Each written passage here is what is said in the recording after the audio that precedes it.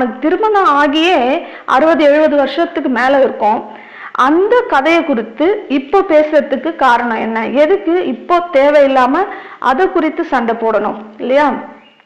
ஆனா அந்த பெண்ணு மோசேயினுடைய மனைவியை குறித்து ஏதோ பிரச்சனை ஸ்டார்ட் பண்ணி மிரியாமும் ஆரோனும் மோசேயை பிடிச்சி பயங்கர பிரச்சனை பண்ணிட்டு இருக்காங்க. சின்னதா ஆரம்பிச்ச இந்த சண்டை போக போக ரொம்ப பெருசா இருக்கும் போல இருக்கு. ஆனா இது ஃபுல்லா நம்மளுக்கு எதுக்காக சண்டைன்னு விவரித்து சொல்லல இல்லையா? சின்னதா ஆரம்பிச்ச சண்டை அப்படியே கொஞ்சம் கொஞ்சமா போக போக யார் இடத்துல போச்சு? முதல்ல மோசேயின் மனைவி இடத்துல ஆரம்பிச்சது கடைசியா கர்த்தர் இடத்துல போய் முடியுது இந்த சண்டை. கர்த்தர் உன்னை கொண்டு மாத்திரம் பேசினாரோ, எங்களை கொண்டு பேசினது இல்லையோ அப்படின்றத போல பேசுறாங்க.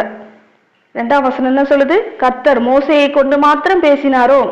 மோசே ரொம்ப தலைக்கணம் பிடிச்சிருக்கிற மாதிரி இவங்க அவங்கிட்ட சண்டை